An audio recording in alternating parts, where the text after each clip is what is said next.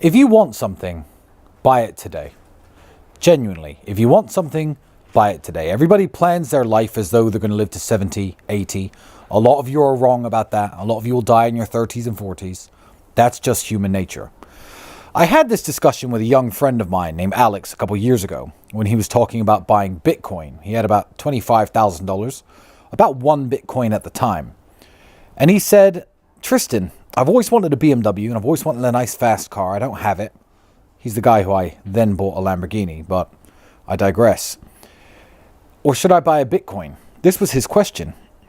And I said, you know what, Alex? You're 19 years old and you can't get your dick sucked in the back seat of a Bitcoin.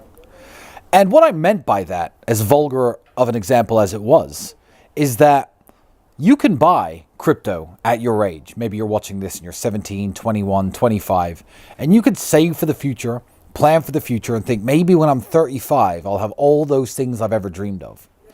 The ideal situation is to do both. Have all the things you've ever dreamed of and buy some cryptocurrency.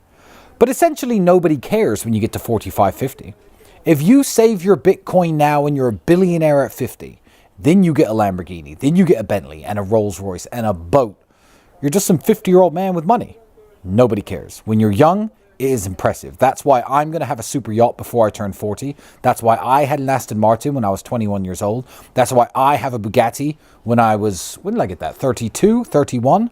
I have not just purchased the most expensive lifestyle items in the world, which I massively enjoy, plus are a big show-off factor.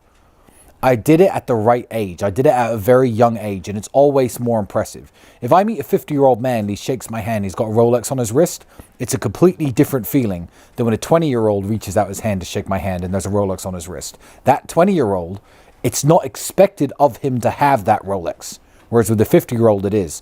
So my financial advice to everybody has always been the same. Spend 50% of your money as though you're going to live 50 more years, and spend 50% of your money as if you're going to live 50 more days. I call it the 50-50-50 rule, because you might live 50 more days and that might be it. And with your dying breath, laying on the side of that road after getting hit by that female driver, you'll be like, I died without ever owning a Rolex or a supercar, but I've got some Bitcoin. Nobody cares. I understand the temptation to go on pump fun. I understand looking at the results that some people have made. I understand seeing the 12,000% ups and the dreaming of, if I can just make that money by betting on a shitcoin, then my life is fixed. The odds are not in your favor, my friend. Pump fun is very much like a casino. You can watch a winner walk out with a beautiful girl on his arm and $100,000 in cash in his pocket and think, I dream of being like him. But for every winner that walks out of that casino, hundreds of losers also leave that casino. You know, I heard a quote once. It said, the loss is always so much more to the loser than the win is to the winner. And it's true. You may feel good if you manage to catch a quick pump and make a bit of money on Pump Fun and on Solana meme coins. But let me tell you something. When you lose, that feeling of loss that 99 out of 100 of you who try that is going to feel massively outweighs any benefit. If you're smart and you like crypto, buy some Bitcoin, buy some Ethereum, hold on to it, find a way of making fiat currency to put into crypto. Gambling on meme coins is a rich man's hobby. I gamble on meme coins, I really do. But when I lose money, I don't lose sleep over it.